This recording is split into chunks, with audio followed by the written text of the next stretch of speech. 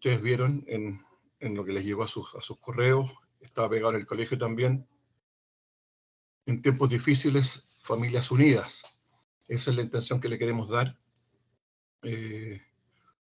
Como todos habrán visto, estamos preocupados, al igual que gran parte del país y del mundo, por situaciones de violencia, que le queremos dar otro nombre, pero para ser más claros, distintas situaciones de violencia que han afectado al mundo entero en distintos niveles, y no hemos estado ajenos también nosotros como institución. Gracias a Dios tenemos actos de conversación a través de esto con nuestros estudiantes, hemos hablado en varias oportunidades, estamos preocupados y nos estamos ocupando también de esta situación, así que el tema de hoy, lo que nos convoca es hablar, conversar y reflexionar acerca de este tema, de este importante tema.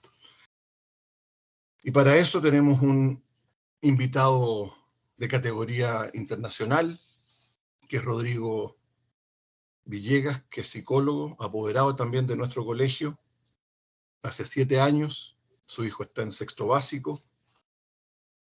Es Venegas, por si acaso. Venegas, ya entré mal, Venegas. Ese era el internacional, como no lo encontraron. Claro. Este es nuestro. Bueno, Rodrigo es psicólogo con una orientación sistémica, magíster en criminología de la Universidad Autónoma de Barcelona. En su trabajo terapéutico se ha enfocado en temas de maltrato, abuso y violencia. Y él compartirá con nosotros su expertise en relación al momento actual que estamos viviendo, como les mencioné anteriormente, y cómo la pandemia y la pospandemia, ¿cierto?, en este momento ha afectado nuestras relaciones interpersonales. Y en función de este tema, él nos va a dar algunas directrices, nos va a hacer un poco historia tal vez de dónde viene, cómo prevenirla, cómo trabajar, cómo conversar este tema con nuestros hijos. Y no solo con nuestros hijos, sino a nivel familiar. Así que dejamos y agradecemos desde ya cordialmente a Rodrigo. Muchas gracias, Rodrigo, por darnos este espacio de conversación y de reflexión. Así que los dejo a todos ustedes con Rodrigo. Muchas gracias, Rodrigo. Gracias. Chuta. Carlos me dejó las expectativas altas con tanto título, pero yo espero, no sé si estoy a la altura, pero espero que al menos tengamos este espacio en que podamos conversar. A mí me gustó el título conversatorio, porque yo creo que la parte interesante no es tanto lo que uno puede hablar, que a veces a esta hora del día ya estamos todos un poco cansadas, ¿verdad? Me interesa más bien generar un marco amplio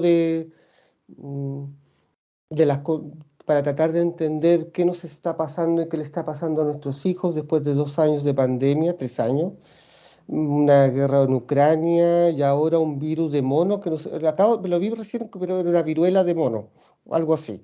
O sea, otro virus más que anda dando vuelta. Alguien ahí me corrige después cómo se llamaba, porque lo vi como a la pasada mientras iba llegando. Entonces, y que se estaba extendiendo también. Entonces, me interesa más que nada que podamos tener esta conversación a través del chat. Como no somos tantos, pero igual somos un buen grupo, me parece interesante que podamos ir dejando las preguntas, las dudas, los comentarios, quizás escritos en el chat, si les parece, para que los vayamos retomando y generar la conversación. Entonces, me interesa a mí más bien dar este marco como referencial general, algo sobre el tema, no es y no pasarme tampoco de mucho rato, 30, 40 minutos a todo reventar, 30 minutos ojalá, para dejar un tiempo para conversarlo, que es la parte que yo creo que es más entretenida, más rica, porque como bien decía con voz en off en la introducción de la conversación de hoy, ¿verdad? Es algo que no nos había pasado, el poder juntarnos de esta manera en el colegio, y me parece súper bonito y bien enriquecedor la posibilidad de poder anotar, conversar, abrir los micrófonos, tomar las preguntas, los comentarios y generar de ahí algo. Rodrigo, ¿me permite un segundito? Todo lo que usted diga. Con respecto a eso, queridos papás, mamás y asistentes, los micrófonos, si ustedes se pueden dar cuenta, van a estar apagados para los papás, y la forma que tenemos de comunicarnos va a ser a través del chat. Tenemos 3 personas de nuestro colegio que van a estar encargadas y encargados de aunar todas las preguntas para poder contestar al final de la exposición de Rodrigo. Aproximadamente ahora unos 40-45 minutos. Sí. Y les quiero pedir un favor especial. La gente que sea del ciclo inicial, que coloque ciclo inicial y realice su pregunta. Buena. Si gusta puede poner el nombre. Buenísimo. Entonces tenemos preguntas de ciclo inicial, ciclo básico y ciclo medio. ¿Por qué con esa categoría? Porque tenemos personas que van a tomar solo las preguntas del ciclo inicial, personas que van a tomar solamente las preguntas del ciclo básico, y otra persona que va a estar encargada solo de las preguntas del ciclo medio, porque si no una pura persona tomando todas las preguntas es difícil. Y una vez que Rodrigo termine, estas personas van a abrir sus micrófonos y van a realizar las preguntas que ustedes han hecho a través del chat. ¿Ya? Está buenísimo. Ahora sí. Ya. Muchas gracias, Rodrigo. No, ningún problema. Ahí estamos súper organizados, así que Perfecto. genial. Yo creo que lo primero, para partir de la conversación, es que durante estos 2-3 años de pandemia, una de las palabras que menos se pronunció fue la idea de la salud mental de los niños, niñas y adolescentes. La gran parte del impacto de las conversaciones que fueron surgiendo al inicio de la pandemia, ¿verdad?, estuvieron asociados al virus, a los adultos que se contagiaban, los medios de contagio. Fuimos variando absolutamente luego hacia las formas de prevención, el uso de mascarilla, el elemento que era aéreo. Si se van ustedes acordando un poco del flujo de las noticias. ¿Quién eran después, cuando ya empezaron a acumularse, ¿verdad?, los fallecidos? Lo que nos fue pasando es que fue emergiendo como gran temática entonces los factores de riesgo, los adultos mayores fueron apareciendo como un tema sensible, ¿verdad?, en las conversaciones. Apareció también los casos de algunos jóvenes que se habían contagiado y habían fallecido. Y los niños y niñas y adolescentes, por lo menos los 2 primeros años, solo aparecían para hablar de que ellos eran vectores. Y esa era la palabra que se usó en varios medios de comunicación. Me puse a mirar como las noticias viejas y hablaban de los niños, niñas y adolescentes en tanto vectores, tanto como transmisores del virus. Cuando los niños y niñas fueron apareciéndose en la conversación, ya pasado el primer año, pasando el segundo año de pandemia, la conversación se centró justamente en el tema escolar. Y que estaba muy bien. Los problemas de las clases online, las dificultades en las materias, el retraso pedagógico que estábamos encontrándonos, ¿verdad? Y eso estaba muy bien, no es algo criticable por ningún lado. No obstante, fue pasado, yo diría, mediados pasados del 2021, recién la OMS empieza a emitir también una alerta sobre salud mental y de los niños, niñas y adolescentes. Y lo que parte como alerta justamente tiene que ver, a ver si puedo mover esta.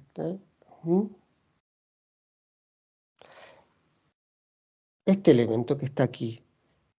La idea de que empieza a aparecer con más fuerza una preocupación por la salud mental de nuestros niños, niñas y adolescentes, comprendiendo de que se empiezan a generar los primeros resultados también de encuestas y estudios preliminares, pues estamos ya en el 21, mitad del 21, pasado la mitad del 21, sobre los estados de salud mental de nuestros hijos. Y los resultados de esos estudios eran realmente malos. Tanto así que la OMS en un comunicado ya hacia finales de agosto, septiembre del 21, mira, ya estamos septiembre del 2021, hace un comentario que los ven ahí al final de ese PPT. Yo soy súper malo con los PPT, me sirven como para no empezar a digregarme, pero no lo sigo tan al pie de la letra. Lo que se encuentran ahí al final de esa línea, de las líneas de tercer párrafo, ¿no? Y eso es interesante. Y es interesante desde la perspectiva del estudio clínico, pero es complejo y es difícil para nosotros en tanto papá de los niños, de las niñas y adolescentes. El hecho de que la pandemia y los efectos y la actual, algunos hablan, como pues, si bien decía Carlos, de la pospandemia y otros refutan y dicen, aún estamos en pandemia, solo que normalizamos la pandemia. Que los efectos en salud mental para nuestros niños y niñas pueden llegar a cubrir una década de trastorno. O sea, lo que ha afectado 2, 3 años de pandemia puede llegar, no en todos los casos, no en todos los niños ni niñas, pero puede llegar a significar problemas de salud mental a largo plazo. Yo creo que esa es la frase más que poner una década. eh, Ese es como el tenor de la conversación. De manera que en ese sentido es interesante el primer ejercicio reflexivo respecto a cómo la infancia y la adolescencia aparecen como sujetos de preocupación en términos de su salud emocional, física, no médica, digamos, desarrollo físico, cognitiva, en tanto persona, sus lazos sociales, recién hacia el final de lo que uno llamaría el estado más crítico de la pandemia.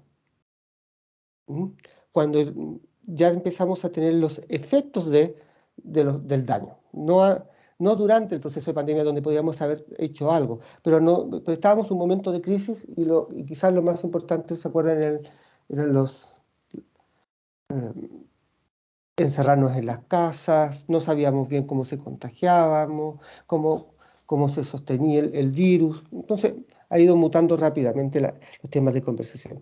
Pero sí es que en un contexto que sigue siendo bien adultocéntrico de nuestra sociedad, en un contexto en que los niños y adolescentes son lo primero en algunas dimensiones, pero en otras como salud mental no lo son, y acá se nota mucho este efecto. Y dado que se notó mucho ese efecto, es que estamos aquí también teniendo esta conversación. Yo creo que eso es como un elemento de contexto de por qué esta conversación y hacia dónde también se quiere dirigir. Entonces, ahí hay 3 esferas, que un poco es lo que me encantaría que quedara contestado, no sé si contestado, al menos tocado como tema en este conversatorio. Si ustedes me dicen, nos llevamos con una idea de cada, más o menos clara de estos 3 elementos, yo creo que ya es un aporte, más que otra cosa. Partamos entonces mirando estas esferas si les parece bien.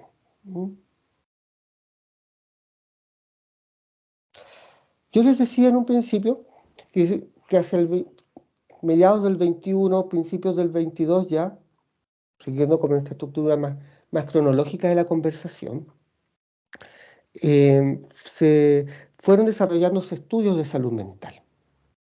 Lo que les traigo ahora son un poco algunos elementos que tienen que ver justamente con resultados de estudios de salud mental en niños, niñas y adolescentes, en distintos lugares, algunos de la OMS de tipo global, de todos los países de las Naciones Unidas, y otros por continente, y creo que hay uno o dos respecto a Chile. Así que, si les parece, empezamos a mirar esto. Ya, este me interesa. Después volvemos al otro. Me interesa darle un orden distinto, se me ocurre. Mira, si se fijan, hacia el 21, este es un estudio que es justamente de septiembre del 21, fíjense los datos que aparecen ahí. No los voy a leer, los tienen ustedes ahí mirando en la pantalla, pero que es interesante porque podemos ir reconociendo quizás algunos de los elementos que quizás le han ido pasando, le pasaron, o aún podemos plantear que se sostienen en nuestros propios hijos e hijas. Es parte destacando el tema de la falta de confianza y el futuro incierto. Y es interesante porque yo creo que si hay una frase o algo que los adultos aprendimos a golpes en esta pandemia, es que está difícil planificar cosas. Está complejo planificar a 5 años, 10 años. ¿Se acuerdan ustedes que podíamos hacer eso antes de la pandemia? que dábamos por hecho que la vida era una continuidad relativamente estable, con alterajes, por supuesto, pero que uno podía decir, mira, en 5 años voy a ir de vacaciones a o quiero hacer tal cosa, y de repente esas certezas que involucraron hasta tomarse un café se nos perdieron, y se nos perdieron de forma brutal.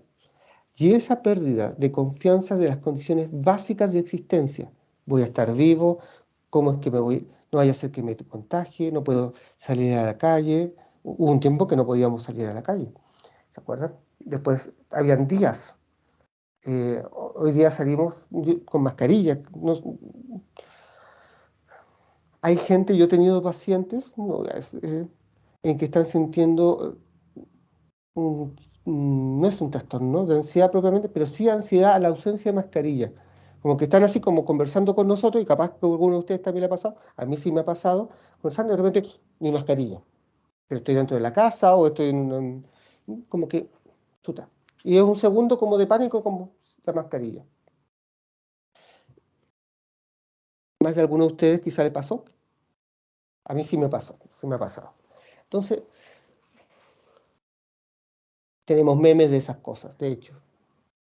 Entonces, es tremendamente impactante. Si para nosotros es impactante y nos genera un nivel de incerteza enorme, voy a seguir trabajando, las cosas no están bien, la economía, la pérdida de libertades, ¿verdad? En virtud de la salud total. Imagínense esto mirado de los ojos de un adolescente que justamente está en un proceso de transformación en búsqueda de romper límites, de abrirse, de expandirse, y se encuentra por 2 años constreñido. Ahí donde la etapa vital consiste básicamente en ampliar el yo para la búsqueda del yo soy. Ese elemento de ¿quién soy? Del adolescente. ¿Qué quiero? Y que lo responde además en una reflexión consigo mismo y con sus pares. Estos pares desaparecen por un tiempo. O aparecen a través, ya no sé dónde está mi celular, acá está el celular. A través pero no cubre la virtualidad, la tecnología, ¿verdad? No cubre lo que es la interacción humana tan necesaria para el ciclo de desarrollo. Entonces, hay 2 años en que un adolescente que estaba en un proceso de descubrimiento de sí mismo a través de los otros, del quiebre de límites y descubrir hasta dónde puedo yo y hasta dónde me permiten, y que se ve alterado y se ha visto alterado. Podemos después ir retomando lo que va implicando por en las distintas fases, pero esa alteración tiene costos. Fíjense el segundo criterio. Bueno, antes de seguir el segundo criterio, el segundo elemento que estaba ahí. Si eso pasa a los ojos de un adolescente, pongámonos ahora en los ojos de un niño, 8 años, ¿verdad? 7 años, 6 años, en donde el mundo y la realidad del mundo está mediada, está permeada también por los padres y las madres, por los adultos. Los adultos actúan, ¿verdad? En la infancia tardía, ¿no? Con mucha más fuerza en la temprana, pero en la tardía, ¿verdad? Como mediadores del mundo. Preguntan por qué es esto de la noticia, qué pasó acá, y están tremendamente atentos entonces a cómo respondemos nosotros al mundo.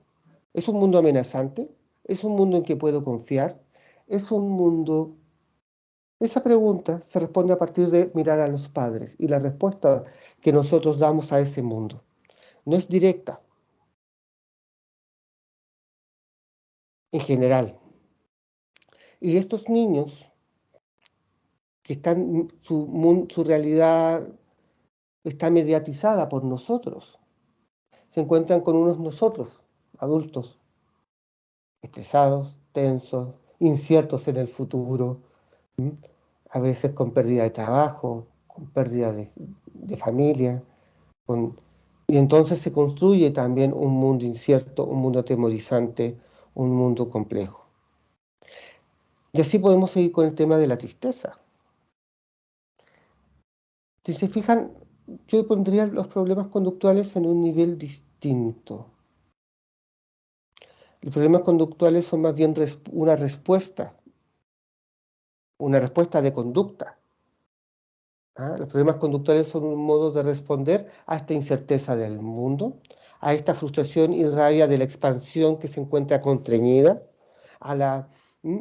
Los problemas conductuales emergen justamente, no necesariamente por un desamor, como podría haber sido en otro contexto, o por una falta de límites, sino justamente como una respuesta desadaptativa, pero la única vez es posible, frente a los niveles de estrés galopantes, frente a la incerteza del mundo, frente al quiebre de lo que suponíamos que era nuestra vida cotidiana y que podíamos proyectar hasta nuestra vejez, más o menos. ¿Mm? Fíjense un estudio chileno, este es un estudio de la Católica, con preescolares.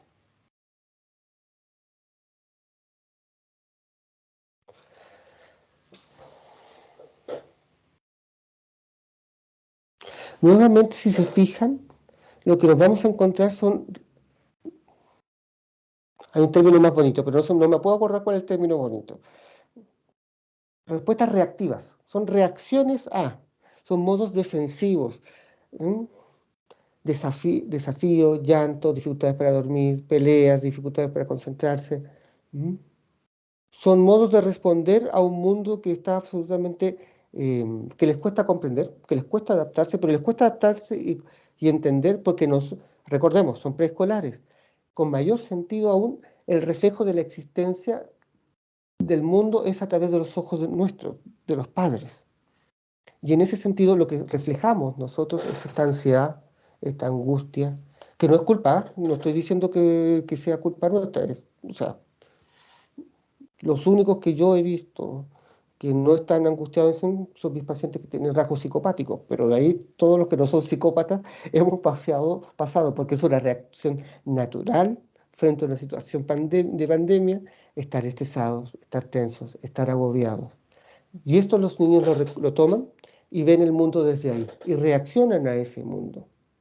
¿Mm? Un mundo hostil, un mundo agresivo, un mundo incierto. Entonces, si uno mira más bien llanto excesivo, dificultades para dormir, lo que estamos viendo son respuestas desadaptativas. Uno podría decir al revés, la verdad. Son respuestas adaptativas a un mundo desadaptado. Y de mantener a nuestros niños y niñas sanos en ese sentido. Son respuestas esperables frente al caos y la reestructuración frente al caos. De ahí vamos a volver a ese tema.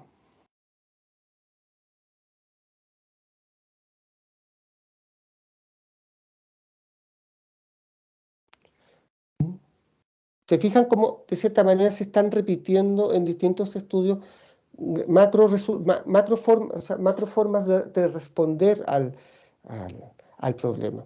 Si estoy siendo muy fome, alguien que me diga, como yo tengo el PPT puesto, no veo a nadie y no veo las caras. Así que puede ser perfectamente que estoy dando la lata. ¿Ah? Así que alguien que me haga bu o algo, porque no sé cómo vamos. Si va interesante, va fome o no. ¿Mm? Así que en ese sentido, si se van fijando, se van repitiendo con distintas palabras, distintos estudios, pero van repitiendo ciertas ideas eh, sobre la salud mental de nuestros hijos e hijas durante la pandemia. Y ahora hay un estudio sobre los padres, ¿verdad? Que no nos quedamos fuera del efecto pandemia, de ninguna manera. Todos podemos reconocer, yo parto siendo uno el primero en reconocer, que esto a todos nos afecta. ¿Mm? ¿Qué es lo que nos va afectando? ¿Cómo nos va afectando? Los datos que aparecen ahí, fíjense, pueden ser tremendamente interesantes para compararnos, para decirnos, tengo algo de esto, tengo otra cosa.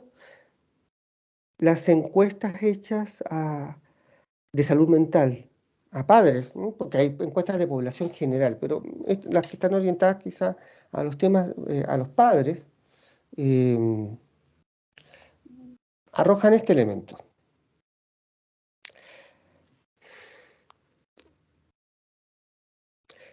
quizás de eso que ustedes están mirando ahí, es interesante volver a mirar el tema de las conductas quizás evitativas hacia los hijos, porque eso genera culpa, la sensación de que no quiero ver a este cabro chico.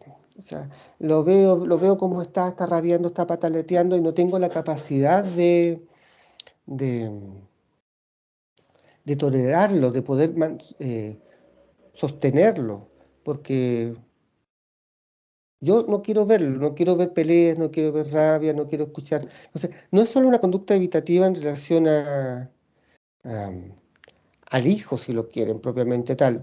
Si uno revisa el estudio, sino más bien es evitativo a cualquier elemento que uno entienda que genera conflicto, que genera rabia, que entonces, y bueno, los hijos tienen tareas, tienen necesidades, tienen... eh, y en ese sentido pasa que se expresa como una conducta evitativa hacia los hijos, como factores de estrés, como factores de tensión y de angustia. ¿Mm? Y me alejo como respuesta a ello. No quiero saber, no me quiero enterar. ¿Mm?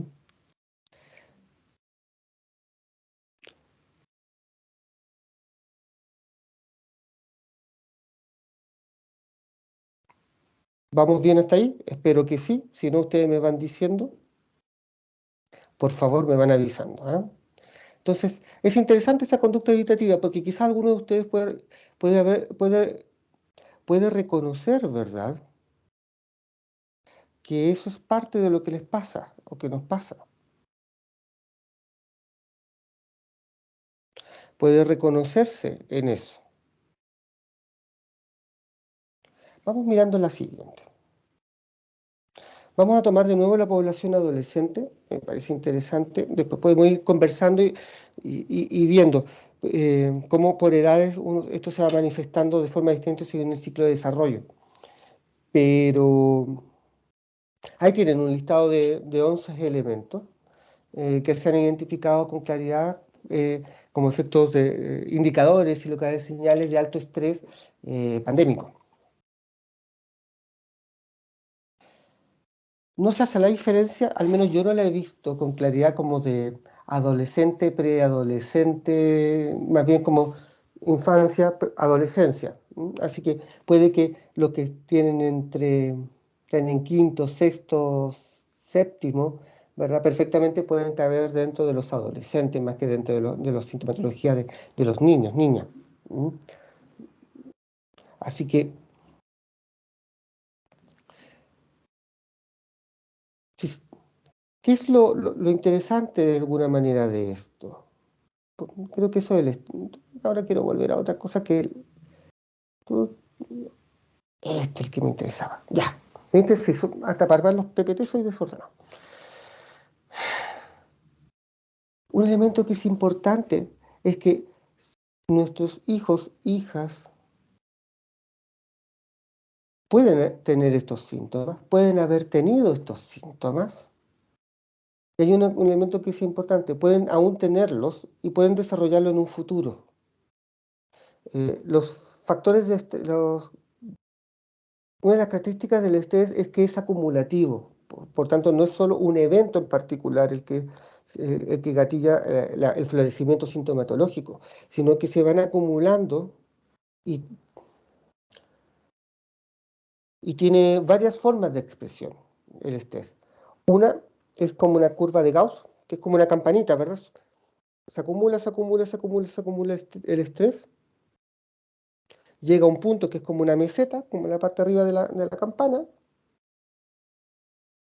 y cuando ya llegas a eso, aparecen, ¿verdad?, los síntomas, que es como la alarma de incendio, ¿no? Como te estás quemando, como ya hay fuego, y aparecen los síntomas. Y estos síntomas que aparecen pueden ser muy floridos. Ya vieron el listado para adolescentes, algo hemos conversado sobre los síntomas para niños, niñas, más pequeños, entonces aparecen. Sí, pero el cuerpo humano tiene, y la mente tiene, y la salud, en términos de salud mental, hay un elemento que es importante, que es otra cosa. Y es que cuando llegas a esta meseta y tú no la escuchas, no la ves en ti mismo o en los demás, el incendio pasa a ser tan grande que quema la alarma y deja de sonar. En muchos casos llegas hasta ahí así como va subiendo, tienes síntomas, síntomas, síntomas, y de repente ¡pum!, desaparecen los síntomas. Y uno dice, oh, estuve tan estresado, o sea, que estaba pero mal, se me caía el pelo, o sea, que estuve 2 o 3 semanas con diarrea, es que andaba súper enojada, les grité a los chiquillos por cualquier cosa, o sea, que con mi marido andaba, ¿me entienden? Frase que probablemente más de alguno de nosotros ha dicho en alguna oportunidad. Pero el tema es que es muy malvado el estrés. Posterior a lo que pasó realmente es que se quemó la señal de incendio, el fuego era tan grande que quemó la alarma. Entonces se viene como una disminución sintomatológica, en donde el cuerpo está sacando energías de reserva. Y por eso uno está mejor. Pero esa energía es de reserva. Es como cuando te queda el 1% del celular, ¿verdad? No sé si a ustedes les ha quedado alguna vez, y uno hace una especie como de ritos mágicos como para lo prende, lo apaga, lo mueve. Hay gente que yo he visto que lo pone en el refrigerador para sacarle el último aliento a ese 1% porque tiene que mandar un WhatsApp, tiene que ya hacer la llamada. Y uno hace una serie como de cosas mágicas le baja el brillo, lo deja sin sonido, ahorre batería y cosas así. Bueno, eso es lo que está haciendo el cuerpo justamente, y la mente justamente, para generar, pero luego de eso se acaba. Y empezamos entonces de nuevo y ¡pah!, aparecen con mucha más fuerza los síntomas. En realidad hay dos posibilidades en términos de la fenomenología clínica, no tanto de los libros, sino como de lo que uno mira en la clínica del día a día. Es que o se revientan los síntomas mucho y queda la embarrada, gritos, ¿verdad?, escándalos, tú revientas, ¿m? Porque ya no das más. O la otra posibilidad más bien es que te sumerges, ¿verdad? No quieres nada. Entonces tienes como dos polos, como o te vas al burnout, te quemas completamente, ya claro, es síntoma, pero te vas como hacia lo down o explotas en muchos síntomas. Entonces tienes esas dos posibilidades, para que pensemos cómo estamos también nosotros. Ahora,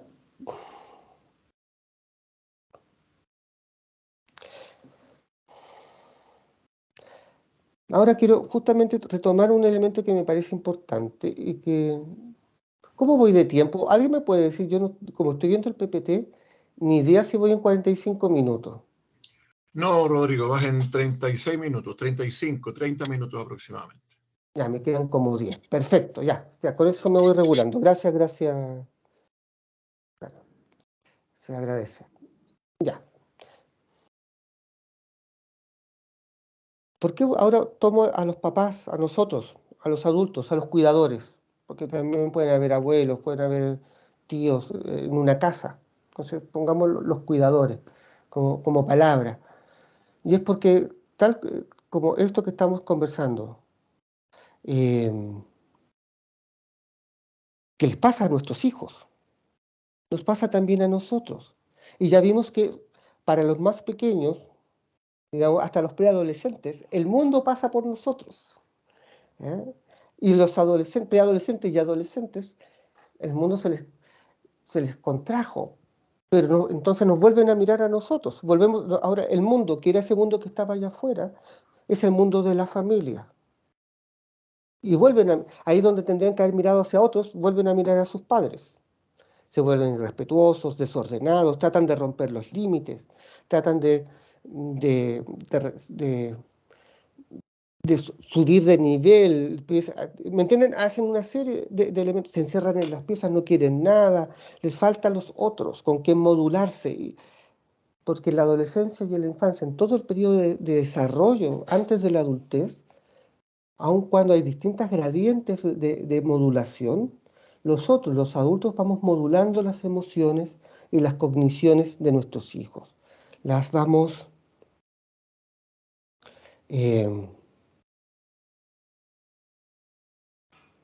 ¿cómo lo podemos decir? por una palabra que no sea modular, porque es bonita la palabra, pero somos un rasero, amortiguamos, ayudamos, tenemos una función de acordeón, ¿verdad? Más fuerte o no, según el ciclo de desarrollo en que estén nuestros niños. ¿Ah? Pero ¿qué pasa cuando este acordeón, este modulador, no puede hacerlo porque estamos igual de mal? Porque tenemos ecualizar. Sí, también es una buena palabra. Me recuerda a mí los ecualizados, yo soy de los 80. Pero eso es eso, ir regulando, ¿cierto? Ecualizar es una buena palabra. Pasó por ahí una palabra ecualizar, no sé si... ¿ah? Eh, no sé si era de eso o de otro tema, pero la agarré igual a la pasada. ¿Y, ¿y qué pasa? Bueno, que nos falla justamente este mecanismo de regulación para nuestros hijos, porque nosotros hemos perdido de la regulación. Y no es una falla nuestra en un sentido como de que somos malos padres. Falla porque estamos en un contexto para el cual no habíamos estado preparados. Los chilenos estamos muy bien preparados para terremotos, algo maremoto, no sé, cosas como... pero esto no habíamos tenido, experiencia como, no sé cómo llamarlo, experiencia genética, como en el cuerpo. No habíamos tenido...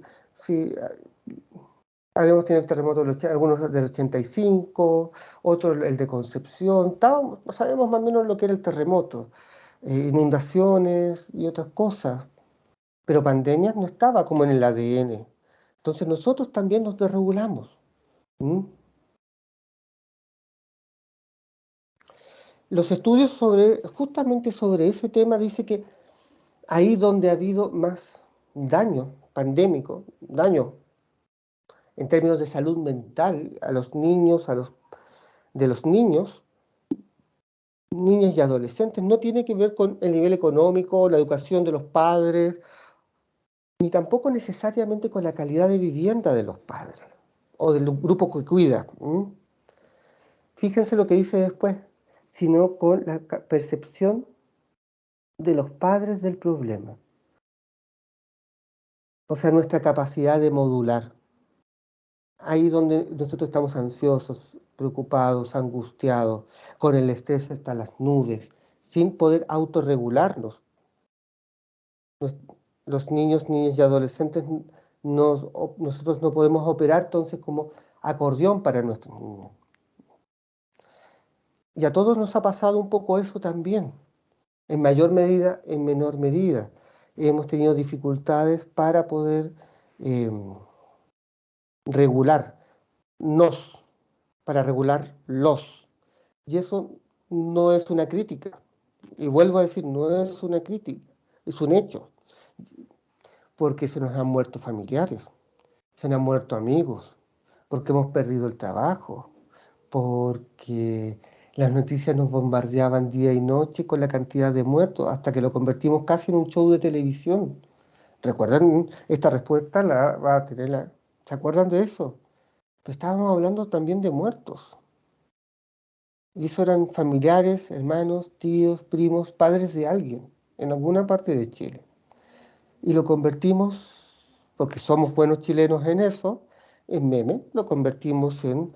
Pero, ¿me entienden? Entonces, nos pasó eso, y por eso no es una crítica, es reconocer que eso ha pasado, en mayor o menor medida. Y por ende nuestros hijos, hijas y adolescentes, fue pasando esto. No me quiero meter en la parte latera de la biología, me la voy a saltar simplemente, pero sí, queda el dibujito nomás, pero el dibujito es como para la tele. No, es como para que se vea Chorifly, pero no hay nada... no vamos a meternos por ese lado de la biología. Ahora bien, vamos mirando algunas cosas que están asociadas a esto, que me parece interesante. Muy bien, ¿cuáles son los efectos entonces de esta desregulación emocional, cognitiva, ¿verdad? Que estamos viendo y que estábamos conversando. Hay una sustancia en particular, que es el cortisol. Y ese es como el malo de la película para nuestra conversación. El cortisol, ¿verdad? Que es que se segrega frente a situaciones de estrés, ¿verdad? Van modificando el estado de ánimo. van afectando también todo lo que tiene que ver con el equilibrio entre emoción y pensamiento. Y ustedes pueden reconocer, por ejemplo, en ustedes y en los propios hijos ese desequilibrio. Y especialmente se vuelve más grave, y esto es lo hacia donde quiero ir en este pedacito de la conversación, ahora que debo estar quedando como 5 minutos, 7 minutos, cuando el estrés es tóxico. O sea, estamos hablando de que no es un estrés de un año, o perdón, de un mes, sino estamos hablando de 2 años, o hasta el día de hoy, ¿verdad?, de estrés. O sea, lo que va pasando en términos del sistema nervioso es que la sensación de la respuesta no es consciente, no es una respuesta que uno... La respuesta que se nos ha instalado, ¿verdad?, a lo largo de estos 2 últimos años, 3 tal vez, si lo alargamos un poquito. Recuerden que nosotros venimos del estallido social. Antes de la pandemia ya teníamos estallido social, lo que no deja de ser importante para nuestra conversación sobre el estrés. ¿Ah? Más allá de estar a favor o en contra, fue un factor de estrés. Modificó patrones de traslados, implicó muchas cosas. Entonces, dicho lo cual, quizás lo más interesante tiene que ver con este elemento de que se ha instalado, y aún está instalado, ¿verdad?, ese mecanismo como un mecanismo aprendido de afrontamiento. Todos nosotros, los que estamos aquí, hemos aprendido a afrontar los conflictos y la respuesta al estrés, a la angustia, a la ansiedad, al miedo, a distintas emociones. Algunos lo toman para la chacota, otros lo minimizan, otros lo exteriorizan, otros lo interiorizan. Son respuestas. Lo que hemos aprendido en los últimos años es estar extremadamente alertas y a los indicadores de peligro. Nuestro sistema nervioso central, ¿verdad?, cuya condición fundamental es mantenernos vivos, está funcionando en un modo de peligro extremo. Y este peligro extremo es llevado, aun cuando podamos decir, como decía muy bien Carlos al principio de la presentación, estamos post-pandémicos, el cerebro no entiende eso. Lleva 2, casi 3 años en un estado de alerta máxima, respondiendo como a situaciones de riesgo vital, y no va a desaparecer en pocos años. O sea, y es ahí, y por eso viene el comentario, por eso llegamos al final de esta parte, para explicar el principio de nuestro PPT, cuando hablábamos de que la OMS decía que esto es un problema de salud mental a 10 años, porque vamos a quedar, y estamos aún funcionando en modo peligro vital. Y esto implica que nuestros hijos, en las salas de clases, en los patios, en la casa, pueden presentar mayor cantidad de respuestas de tipo violenta, de huida, no quiero saber nada, o una respuesta agresiva, o de autoataque, por ejemplo. Entonces, es tremendamente interesante porque estamos todos así. Entonces, frente a la respuesta, porque acuérdense, perdimos de cierta manera la capacidad de ser acordeón. ¿Ah? Por eso no lo quiero patologizar, porque es algo que va a pasar, pero se puede demorar. Y es importante hacer conciencia de esto para tratar de mirarnos nosotros mismos y decir, ok, ¿cómo estoy en esto? ¿Cómo está mi familia en esto? ¿Cómo estoy respondiendo a esto? ¿Cómo recupero este elemento mediador, ¿verdad?, emocional, modulador? Por tanto, esta regulación emocional se va a mantener, esta regulación emocional, cognitiva, física y social, se va a sostener un par de años o más, según cómo nosotros tomamos conciencia a tiempo y somos capaces de modificarlo. Mientras más rápido podemos volver a ser moderadores y vamos desaprendiendo esto que adquirimos de estar en riesgo de ataque-huida, ¿verdad?, como mecanismo binario del sistema nervioso central, más rápido nuestros niñas y adolescentes van a poder dar una respuesta menos, quizás no pararse tanto en la clase, responder mal, tener temas de conducta. Entonces tenemos un rol de todos. ¿Ya? Nosotros también tenemos que regularnos, darnos cuenta que realmente todavía se nos va, se nos va. Respondemos mal a la tolerancia a la frustración, toleramos mal a muchas, nos dicen muchas cosas a la vez y nos bloqueamos. Cada uno de ustedes, yo también, responde diferente. Y por eso no traje algo así como una receta específica, sino una invitación a mirarnos cada uno de nosotros y mirar a nuestros hijos, hijas, adolescentes en relación a cómo estamos respondiendo. Yo les puse un mapa general que nos permite reflexionar y nos permite pensar. De igual manera, cuando decimos qué hacemos, y ahora sí cierro porque ya estoy más o menos en la hora, mi efecto sentido temporal me dice que ya estamos más o menos, que deje de dar la lata. Ahí tienen algunas medidas que son genéricas, pero si ustedes me dicen cuál es el elemento más importante, más allá de esas que les estoy dejando ahí puestas, ¿verdad? Tiene que ver con... Les doy un tiempo para mirarla, pero yo rescataría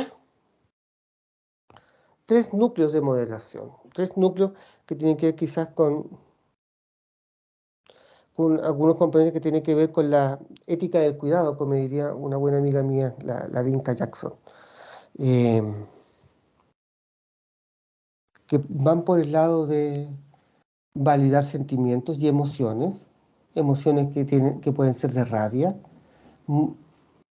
pena. Hay un montón de duelos reales y simbólicos no cerrados. Hay que ponerle ojo a los duelos de parientes reales, de amigos reales, pero también a los duelos simbólicos. Los hijos escuchan, nuestros hijos, que se nos murió alguien, que se murió alguien. Eso también puede terminar siendo un elemento de traumatización vicaria. No porque lo vivo, sino porque mi cuidador, que es que me transmite el mundo, lo está viviendo. Y pasa a mí. Por tanto, hay duelos reales y simbólicos. Lo simbólico es tan real como lo real. Eh, eh, que aún tenemos que trabajar, conversar, cerrar, mandar cartas de despedida, ir a los cementerios, retomar ciertos elementos. Yo creo que ahí hay un tema que no está bien cerrado aún dentro de las heridas que como sociedad y país tenemos, con los que están muriendo todavía en la pandemia. En la regulación de sentimientos, lo que nos vamos a encontrar es que nuestros hijos y quizás nosotros también nos desregulemos. Pasamos de la rabia. En cierta edad uno dice, uy, le está llegando la adolescencia, pero cuidado, también puede ser, pero también puede ser que estas rabietas, especialmente con niños más pequeños o con los preadolescentes, con los cambios de humor, también puede ser una desregulación que tiene que ver con la pandemia y nosotros no podemos responder desregulados. Conversemos, démosle un espacio, tratemos de conversar, a veces puede ser difícil, pero para poder hacer eso también tengo que ser capaz de autocontrol y gestión mía. No me tengo que enojar, contar hasta 10 y si no funciona volver a contar hasta 10 y si no hasta 100, no sé, pero ahí hay un ejercicio importante, ya para cerrar, ¿verdad? Las redes sociales, y con esto quiero cerrar. La toxicidad de las redes sociales en términos de sostener el estrés, la ansiedad, ¿verdad? Los números de muertos, el show del coronavirus, ahora con esta otra cosa, y nos mantiene, porque recuerden lo que estábamos diciendo, estados de alerta, de peligro, y cada vez que entonces regular en nuestros hijos, hijas, adolescentes, lo que están visualizando, no como un Paco, carabinero o como una policía, pero sí conversar y revisar y poder, porque revisar el humor negro, revisar elementos que nos pueden estar dando señales de que el estrés tóxico está entrando por la vía de las noticias o por otros parecidos. Los estresadores personales. Y eso, y tomarse un momento. Y pensar que esto nos queda para un rato. No quiero ser pájaro de mal agüero, simplemente de que esto no desaparece así. 2 años, 3 años si lo manejamos, 1 o 2 años si lo manejamos muy bien. Y ahí en adelante según nuestras propias capacidades y recursos que vamos a poder tener. Entonces, nada, pasemos a las preguntas, se agradece un montón la paciencia y yo voy cerrando este bonito para pasar a la conversación, ¿les parece? Perfecto. Sí, Rodrigo, muchas gracias. Es un tema realmente interesante, apasionante y que posiblemente requiera mucho más tiempo, ¿no? Hay algunos apoderados que dicen que se podría hacer una nueva charla. Me imagino que es un tema que que nos preocupa y, como dije al principio, nos queremos tratar de ocupar a través de esta charla y otras acciones que posiblemente tenemos que tomar como colegio, pero fundamentalmente también como familias. Así que dejo a Angélica, Luis y Mirta, si es que tienen alguna pregunta para los papás, abran sus micrófonos y veamos qué nos dice Rodrigo. Sí, Mirta, ¿partes tú? Acá tengo de básica. ¿Mirta? Ya. Parto. Rodrigo, Bueno, preguntan sí, de cómo podemos ayudar a nuestros hijos a construir las herramientas que no han podido desarrollar, como la responsabilidad, madurez, resolución de conflictos, cansancio exagerado por el colegio, dice. Esa sería una de las primeras, ¿ya? Ya. Esa sería cómo desarrollar estas herramientas. Ay, no hay receta. No me quiero sacar del pillo, ¿ah? Palabra que no me quiero sacar del pillo, así como, y ahora no dice ni una cuestión para ayudar. No, palabra que no quiero hacer eso. No hay recetas porque además las familias son muy distintas, pero yo creo que hay algunos ejes o elementos que ya habíamos estado conversando que son importantes. Uno de los elementos más complejos, si ustedes lo quieren, en términos de la construcción de la autonomía, del self, del sí mismo, del quién yo soy, ¿verdad? Que es parte de esto que estábamos comentando, que salía en la pregunta, ¿quién soy? La construcción del yo soy, un yo soy autónomo, capaz, con recursos, centrado en lo positivo. Pasa fundamentalmente, y esto es, si ustedes lo quieren en términos como más teóricos, de donde hay colegas ahí, psicólogos, psicólogas o trabajadores sociales, bueno, para cualquiera. Lo pueden encontrar en los estudios de Bowen, Bolsos-Meginaghi y Framo. ¿Ya? Es el manejo de la ansiedad. El núcleo para estos autores, y pues, más que nombrar autores y gente ya muerta, es la idea de que para estas personas el manejo de la ansiedad es lo que hace la distinción en las familias sobre el desarrollo del self, del sí mismo, el quiénes somos. Por tanto, ponen especial atención justamente a la mediación de la ansiedad. Si somos capaces de poder enseñar manejo de ansiedad, regulación de la ansiedad, y nosotros operamos como mediadores de la ansiedad, ¿qué significa eso? Significa que si alguien llega ansioso a la casa, porque está enojado, tuvo un día de perros, de gatos, de un mal día, ¿ya? Alguien tiene en esa casa y llega ladrando, como diría mi madre, llega a la casa ladrando, no sé por qué lo decía, por los perros, me imagino. Llega ladrando a la casa.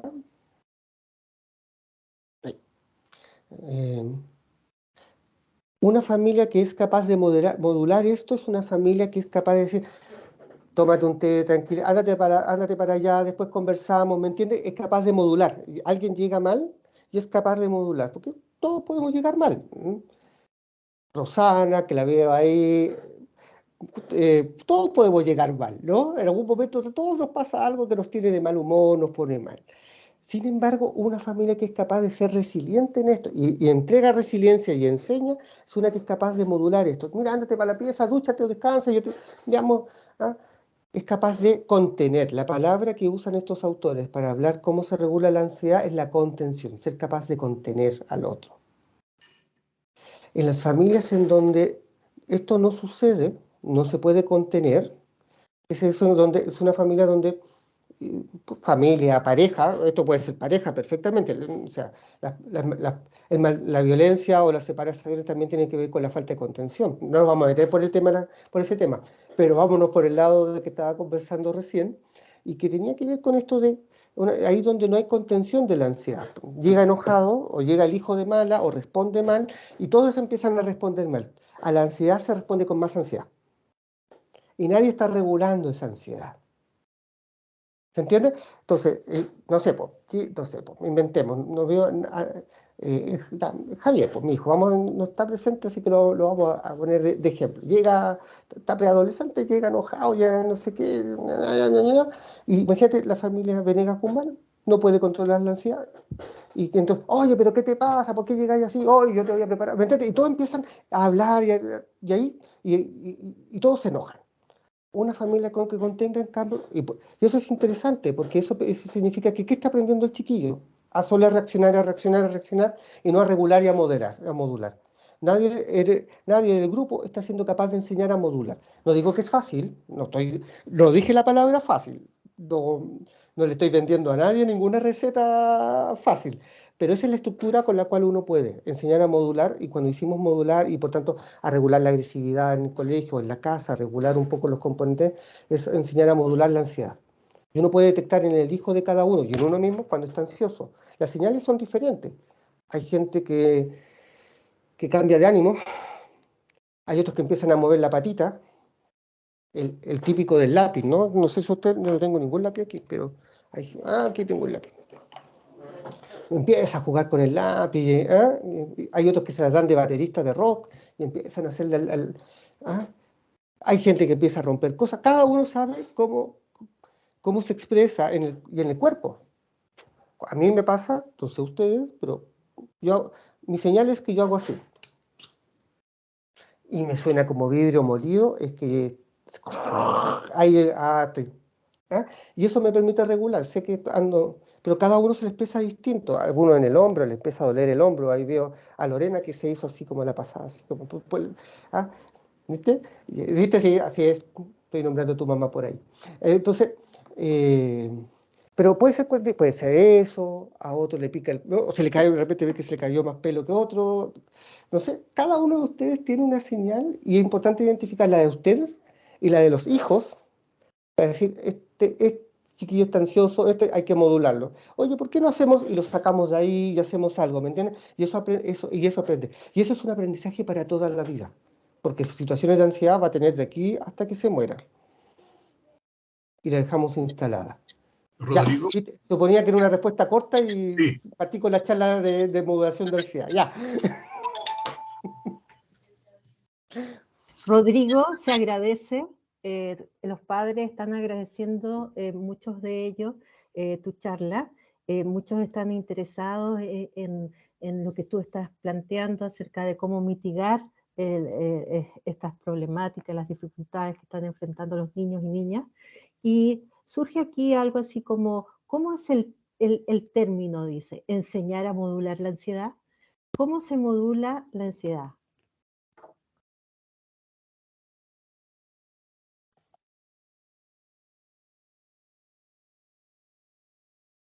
Sí, no sé si enseñar a modular la ansiedad, yo lo decía porque todo es aprendido, o sea, hay elementos biológicos, por supuesto, pero lo que sabemos, por ejemplo, en los aspectos de la transgeneracionalidad, cuando ha habido, por ejemplo, ha habido maltrato en la infancia, luego la otra generación hay maltrato y otro, lo que se ve, maltrato, abuso y otras conductas violentas, o desadaptadas, si lo quieren, también en delincuencia juvenil, se ha visto que uno de los elementos súper importantes es justamente este tema de la ansiedad y la regulación de la misma. Y que este efecto acordeón, ¿verdad?, que hacemos los adultos, lo transmitimos a los hijos. Pues uno habla más bien de que se aprende o se enseña, pero no se enseña con una charla. Lamentablemente, la charla a cualquier cuarto, quinto, sexto, séptimo, octavo, el curso que le pongan, le van a entrar por aquí y le va a salir por allá. No, sino que es el resultado de entenderlo como un modo de vida familiar o con los cuidadores. Se entrega como hemos aprendido a respirar. Para algunos tiene que ver con el apego, pero no quiero meter más palabras y más modelos, sino, entonces, si ustedes me dicen cómo, y de nuevo vuelvo a decir, ¿es difícil? Sí, porque estamos saliendo en pandemia y estamos nosotros poco regulados. Pero la forma justamente es relajarse, recibir este elemento del otro que viene, pensando en los hijos, con la pareja no tienen por qué andar recibiendo, ustedes verán qué hacen ahí. Pero con los hijos no vamos a meter, con los hijos, con la pareja y lo mandan para afuera de una patada, del poto. Ustedes ven lo que hace con la pareja, pero con los hijos no vamos a hacer eso, sino lo que vamos a tener que hacer es básicamente este elemento de contención. Aguantar el chaparrón respecto a la rabia, a la rabieta, y empezar a regular. ¿Y cómo regulamos? Activando corteza prefrontal. Una de las funciones, uno de los efectos, no me quise meter por ese lado de la conversación, porque es más árida, y ya es tarde, es que cuando el estrés, una de las cosas que hace es que desactiva las funciones de la corteza prefrontal, y esta es la que tiene que ver con el pensamiento racional. Esta. ¿Ah? Cuando uno le pega a alguien aquí, le dice, oh, es como, piensa. Y aquí está justamente el pensar, aquí, ahí. Algunos lo tienen más amplio, otros no, pero es esta parte. Y esa parte es la que el estrés bloquea. Entonces, un elemento bien interesante es contener, de manera que esto pueda regular, cortisol baja, y activamos corteza prefrontal. Conversemos, relaja, contención, hablemos. Y a veces, claro, uno dice, pero es que puro hablar. Va a funcionar, se demora, porque está descontrolado, eso está, amígdala y otras zonas están hiperactivadas, y lo que tengo que hacer es que activar esto, y esto se apaga con el estrés. Piensen ustedes cuando están muy estresados en estado que revientan y ¡ah! Eso no es racional nomás, eso es apagado de una función, ¿ya? Pero es una respuesta posible. Entonces, para ser de nuevo cortito con lo que quería decir, no puedo ser cortito, pero tengo que tratar de ser cortito. Generar, a veces funciona sacarlo de eso. Oye, vamos a hacer otra cosa, hagamos ¿no? De manera que esto implique que lo descolocas y tiene que volver a activar circuitos cerebrales. Y eso puede llevar de nuevo a activar corteza prefrontal. Otra forma es apapacharlo, que pase la sensación. Ustedes conocen a sus hijos. Lo que les sirve a uno no le sirve al otro. En otros casos puede ser dejarlo un ratito que pase, en otros significa jugar. Uno de los elementos más interesantes del manejo que se ha visto tiene que ver con que cuando llegan en ese estado, cambiarlos de eso y ponerlos a jugar algo, pero con uno. Entonces uno va a tener que jugar.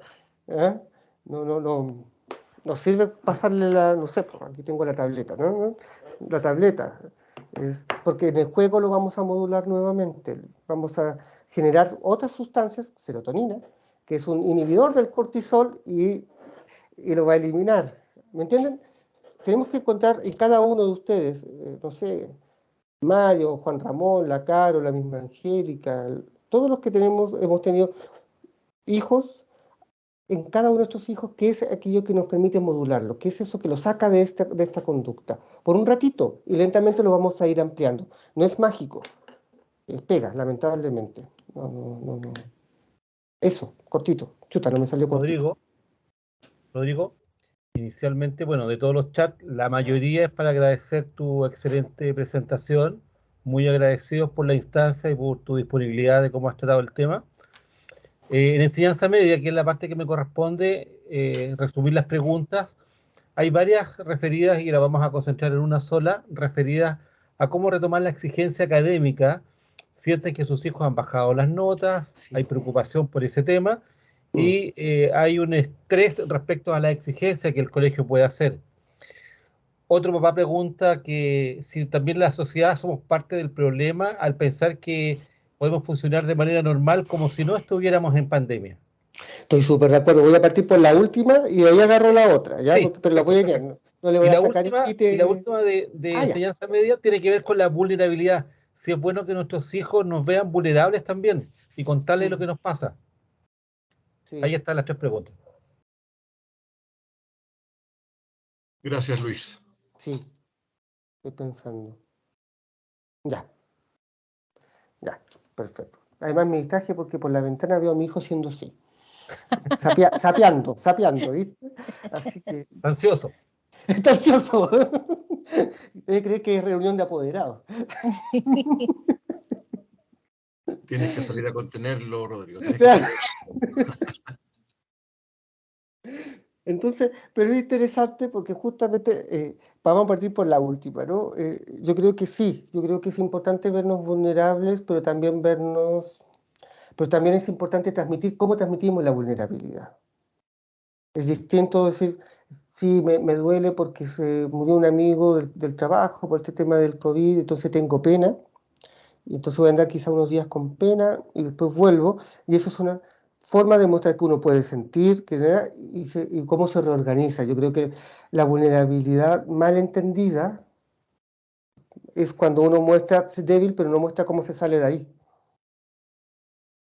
O sea, tú ves ves el llanto, el grito, estás mal, pero no le ayudas a tu hijo tampoco a mostrarle cómo logras salir de ahí.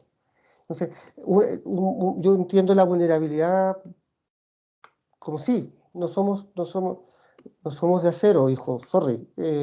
Pero también mostrando, pero estoy haciendo esto para salir, estoy tratando de esto, fíjate que esto me está resultando, volver a tomar el tema, sí, ¿sabes? ¿Te acuerdas que me viste llorando la otra vez, o se me salió un lagrimón, o te acuerdas que te grité mucho en la calle la otra vez, y sabes que estaba súper mal, se murió tal, pero ya te has cachado que ya eso ya pasó, mira, lo que hice fue esto, fíjate que, ¿me entiendes? Mostrar también cómo se sale, porque si no, yo creo que lo que es mostrar la vulnerabilidad mal entendida es mostrar solamente que uno se cae, pero no mostrar que uno se para, y cómo uno se para.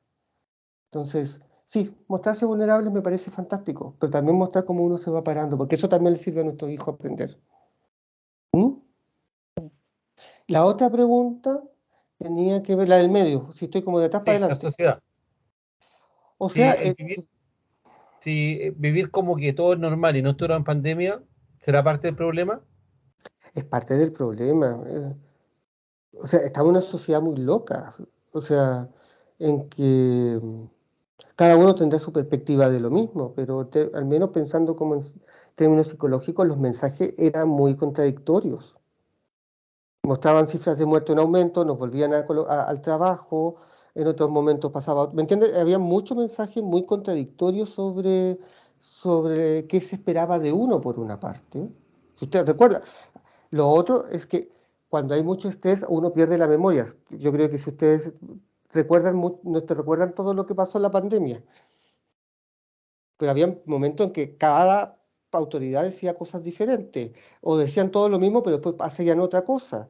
No estoy pelando a la autoridad, si me da lo mismo el signo político, si tiene que ver con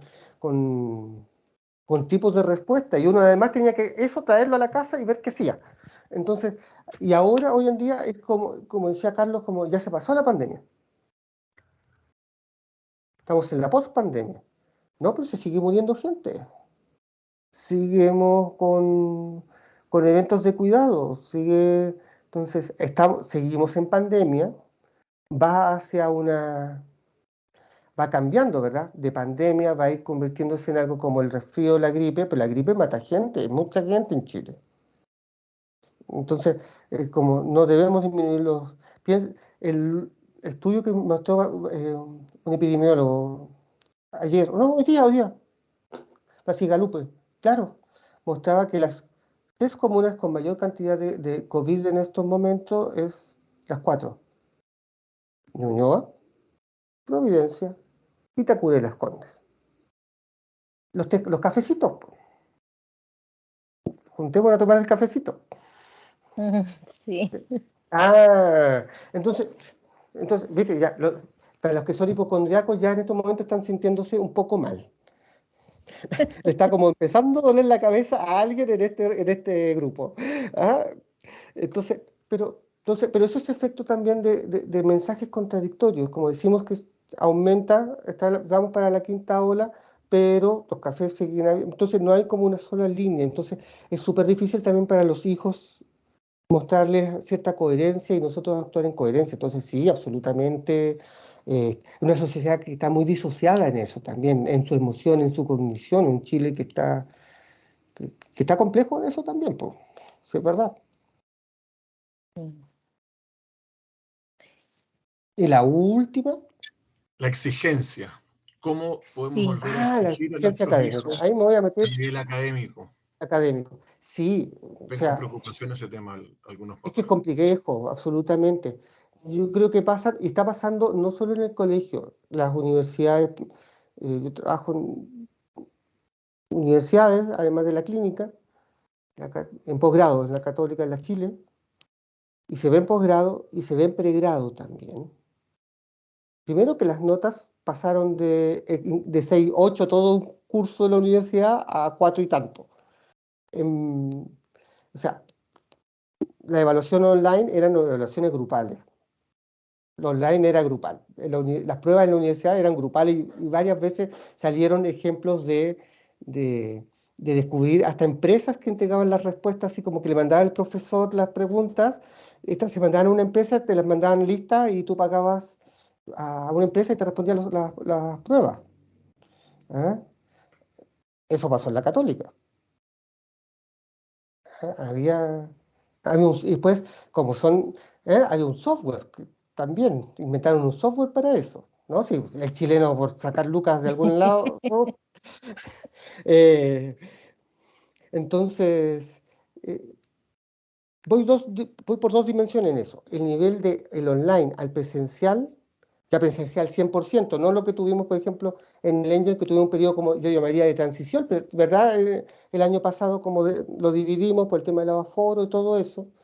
El full presencial implica un proceso de aprendizaje distinto al online. Y ahí tenemos un tema de adaptación a cómo aprendo online y cómo aprendo presencial de nuevo. Y perdimos 2 años en eso. Es como volver a aprender. ¿Se acuerdan de esa cosa de la metacognición? ¿Cómo vuelvo a aprender? ¿Cómo aprendo a tomar apuntes? Y no solo me quedo mirando porque la profe no es una pantalla. Tengo que tomar apuntes. ¿Cómo no me tengo que parar o hablar en la clase? ¿Cómo? Porque el año pasado fue transicional, fue un momento de transición y también teníamos normas un poquito más laxas en algunas cosas. En el colegio, en la universidad, en distintos espacios. No estoy hablando solo del Angel, estoy como hablando del sistema educativo, para no solo centrarme en el colegio. Ahora estamos entrando full presencial, volvemos a lo que fueron hace 2 años, pero no podemos esperar que nuestros jóvenes, ni tampoco nuestros profesores, porque también tenemos profesores que están con estrés, que están con ansiedad, que los profes también son parte de la humanidad.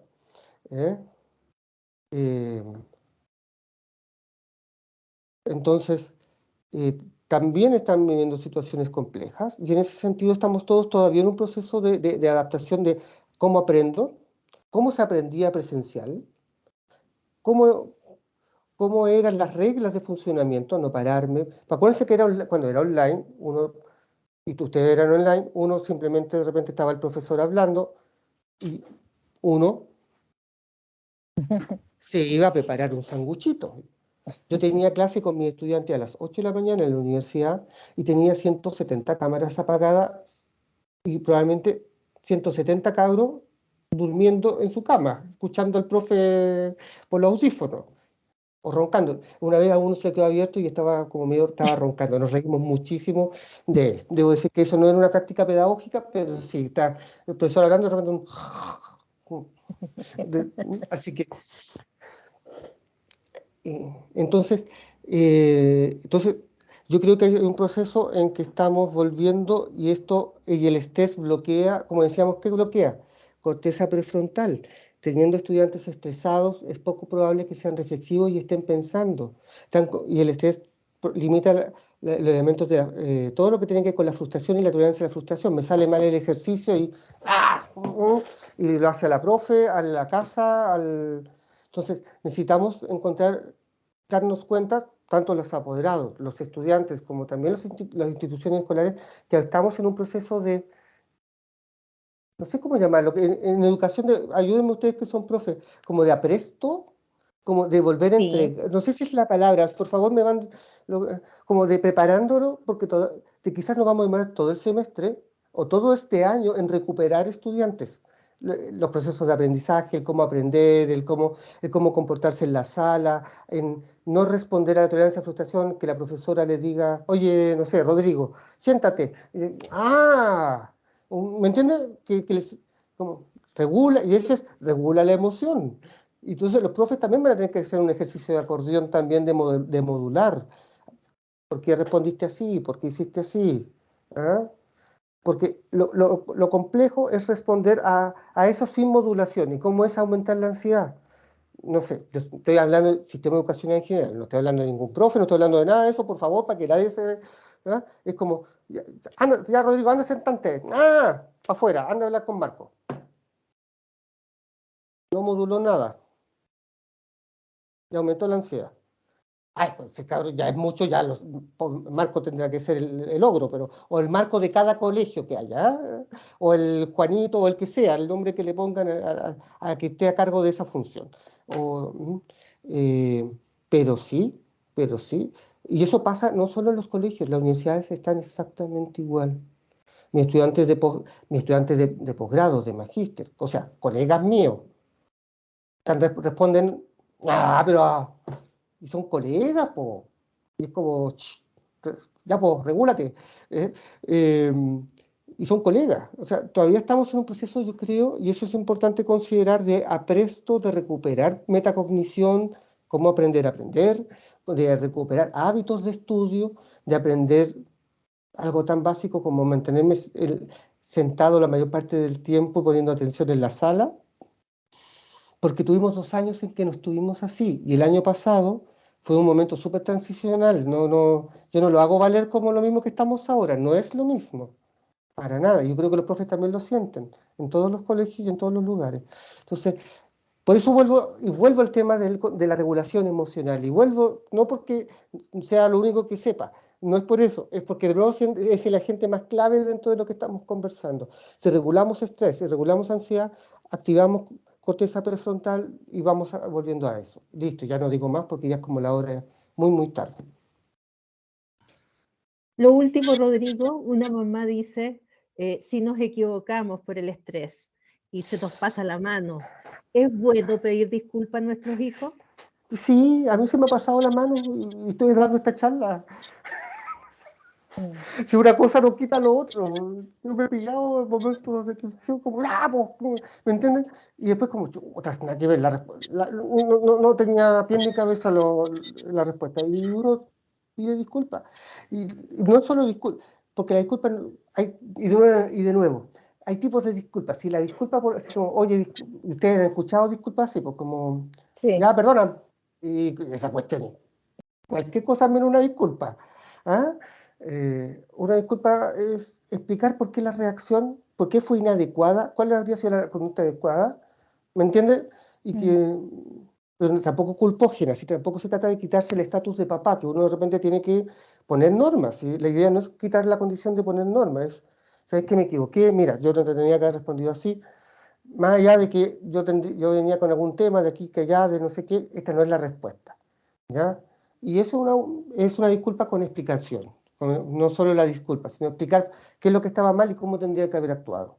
Yo creo que va por ahí. Pedir disculpas no desautoriza la figura parental.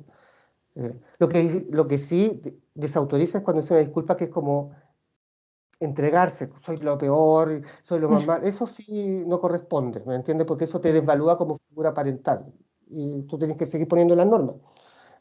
Pero sí una disculpa correcta, dialogada, conversada, y tampoco una disculpa que venga con compensación. Ay, perdona, entonces, mira, te voy a comprar una pizza. Tampoco tiene que venir con ganancias secundarias.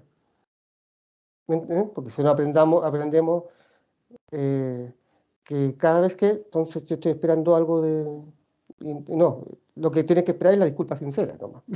y armar de nuevo la relación. Esa es la ganancia, lo humano que está ahí, no la ganancia material. Clarísimo, clarísimo, gracias. Rodrigo, mira, como tenemos muchas preguntas, vamos a hacer vamos a recopilar y a ver si hacemos como ya la próxima semana hay reuniones, hacer ahí a lo mejor un resumen de eso, ¿sí? Pero más que comentarios o preguntas, encuentran interesante y quieren que esto se vuelva a repetir, así es que vamos a ver también tus tiempos y que es un tema súper necesario. Muchas gracias por acá. Así es que está otro que quedó abierto, lo podemos nosotros hacer llegar después más ordenado, ¿sí? Sí, yo creo que es un tema, nos hemos dado cuenta por la cantidad de papás que se conectaron, de familias que se conectaron, que es un tema interesa y hay interés también por cómo poder regular, como dices tú, cómo volver a hacer este acordeón, ¿cierto? Y creo que es interesante darnos cuenta que nos pasa a todos, a ti como psicólogo, como especialista en esto, a nosotros como profesores, a los papás como papás, a las mamás como mamás, darnos cuenta y reconocer que nos pasa. Creo que es importante también hablarlo con los hijos, y creo que es fundamental lo que dices tú, y creo que una disculpa sincera siempre va a ser bienvenida por los hijos, así que con respecto a eso también el colegio está tratando en la medida de sus posibilidades también de contener, y también tenemos que contener a nuestros profesores, porque como bien dices tú, también somos parte importante de este engranaje, estamos en eso permanentemente a través de nuestro enfoque, escuchando, conteniendo, dando los espacios para poder hablar, para poder conversar, para poder reconocer que esta es una situación real, que no es ficticia. Creo que eso también es importante. Y fundamentalmente darte las gracias, Rodrigo, porque sé que es un tiempo valioso también para todos, y agradecer a todos los que se han conectado. Esperamos como colegio, como institución, como comunidad más que nada, seguir dando estos espacios con distintos temas atingentes a la realidad, y entre todos poder buscar formas de resolver, y siempre a través del afecto y del cariño, que creo que es lo más importante que tenemos que poder volver a recuperar. Así que agradecemos a todos los papás que se conectaron, muchas gracias a todos por su tiempo, que tengan una muy buena tarde, y a ti, Rodrigo, especialmente, muchas gracias por tu tiempo, No, gracias a todos. y por tus consejos, que creo que son bienvenidos y han sido bienvenidos, y así lo han demostrado a través del chat todos los papás. Así que Un gusto. muchas gracias a todos. Rodrigo, un abrazo desde a la distancia. Un abrazo al sexto Eso, B, muchas un gracias. abrazo.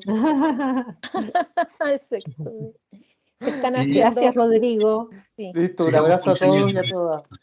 Listo, muchas gracias, Chao. Rodrigo. Que estés muy bien. Gracias. Muy bien, gracias por todo. Chao, chao, Gracias Rodrigo. a ti. Que Chao. descansen Chao, y chao. buenas noches. Chao, Cristian. Chao, chao.